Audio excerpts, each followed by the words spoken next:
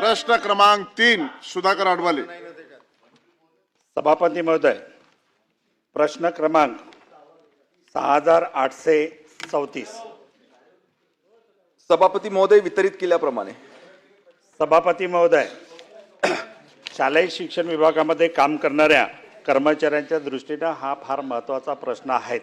कर्मचाऱ्याचे कोणत्याही कारणामुळे जर थकबाकी झाली असेल, नियमित वेतनाचा भाग असो की इतर कुठला भाग असो, तर ते आपण 2017च्या शासन निर्णयानुसार आर्थिक वर्षापूर्वीची देयकं असेल तर शासनाची मंजुरी घेतल्याशिवाय अदा केल्या जाऊ नये अशा प्रकारची पद्धत आपल्याकडे आहेत.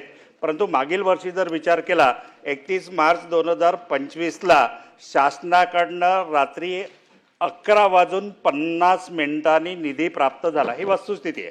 कारण का पेयुनिट अधीक्षकाचे अनेकांचे मला फोन आले, 11:50 निधी प्राप्त झाल्यानंतर त्या ऑफिसने BDS किती वाजता काढावं आणि निधीचं वितरण कधी करावं.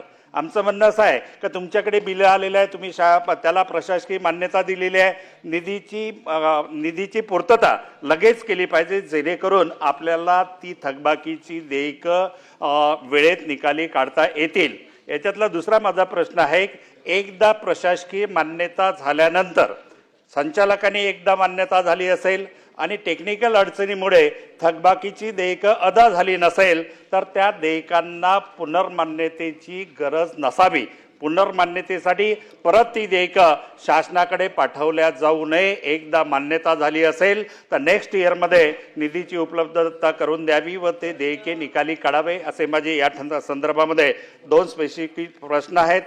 तिसरा आहे की कर्मचाऱ्यांचा GPF ही हक्काची रक्कम असते, परंतु या आर्थिक वर्षाचा जर विचार केला अनेकदा GPF परतावा नापरतावा देण्याच्या संदर्भातली जी सिस्टम आहे BDS सिस्टम ती अनेकदा बंद राहते.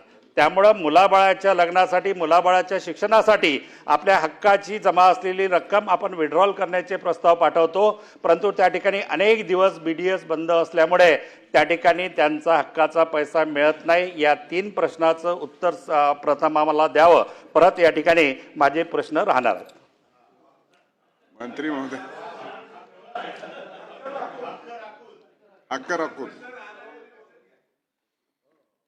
सन्मान्य सदस्य सुधाकररावजी अडबेले यांनी जो प्रश्न या ठिकाणी उपस्थित केला तर हे खरं आहे की 2024-25चं जे आर्थिक म्हणजे पगाराचं जे बिल होतं ते शिक्षण संचालक माध्यमिक व उच्च माध्यमिक यांच्याकडून पारित करण्यात आलं, परंतु 31 मार्चला रात्री जवळजवळ 11 वाजता हे मंजूर झालं. त्याच्यामुळे वेळेअभावी ते काही पारित करता आलं नाही. परंतु सर्व बिलं 24-25चं प्रलंबित बिलं आणि 25-26 या आर्थिक वर्षातली थकीत देयकं ऑनलाईन पद्धतीनं फॉरवर्ड करण्याची पूर्ण कार्यवाही त्या ठिकाणी झालेली आहे. कार्यवाही पूर्ण झालेली आहे. परंतु त्याच्यानंतर आपल्या सर्वांना माहिती आहे की अनेक नागपूर विभागातल्या अनेक शाळांमध्ये त्या ठिकाणी शासनाची परवानगी न घेता व इलिजिबल नसलेल्या शिक्षक शिक्षकेतर कर्मचाऱ्यांची नियुक्ती त्या ठिकाणी करण्यात आली आणि शालार्थ IDचा घोटाळा त्या ठिकाणी समोर आला. म्हणून त्या ठिकाणी अजूनपर्यंत सध्या त्या बिलांना स्थगिती दिली आहे. एकदा SITचा अंतिम अहवाल आला की पात्र शिक्षकांचे पगार तातडीनं करण्यात येईल.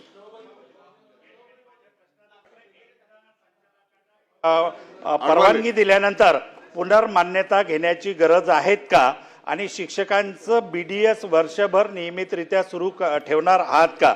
शालार्थ ID घोटाळा झालेला आहे हे सगळ्यांना माहीत आहे. 632 शिक्षकांना वेतन देण्याच्या संदर्भातली कारवाई व्हावी आणि तुम्ही म्हटलं सुप्रीम कोर्टाने स्टे दिलेला, ते मान्य आहे मला. परंतु या 632 कर्मचाऱ्यांना तुम्ही BLOची कामं देता, तुम्ही जनगणनेची कामे देता, शाळेमध्ये नियमित काम करते आहे, तर या संदर्भामध्ये आपण त्यांना जर तुम्ही पगार देत नसेल शासकीय स्तरावरून त्यांना कोणतीही कामं दिल्या जाऊ नये. दुसरा प्रश्न आहे, शिक्षण उपसंचालक कार्यालयाची मी तक्रार केलेली होती यापूर्वी की नागपूर विभाग शिक्षण उपसंचालक कार्यालयामध्ये मोठ्या प्रमाणामध्ये शालार्थ IDची 2 वर्षापासून प्रकरणं प्रलंबित आहे. त्यामध्ये अल्पसंख्याक अनुकंपा आणि शिक्षकेतर कर्मचाऱ्यांच्या नियुक्त्या या सर्व बाबीची सेवा हमी कायदा 2015चं उल्लंघन झालं असेल या सगळ्या बाबीची चौकशी करावी आणि चौकशी करून जे दोषी असेल त्यांच्यावरती कारवाई कारवाई करावी अशा प्रकारची मी पत्रव्यवहार करून मागणी केलेली आहे, परंतु अजूनही त्याची कुठलीही कारवाई झाली नाही. या संदर्भात माझा प्रश्न आहे की मंत्री डेप्युटी महोदय. डायरेक्टर नागपूर यांच्या कार्यालयाची तपासणी करून सेवा हमी कायद्याचं उल्लंघन झालं असेल तर त्यांच्यावर शिस्तभंगाची कारवाई करणार का? सन्मान्य सदस्य सुधाकररावजी अडबैले यांनी केलेल्या सूचना, यांनी विचारलेले प्रश्न हे सर्व विचारात घेऊन उचित कारवाई करण्यात येईल.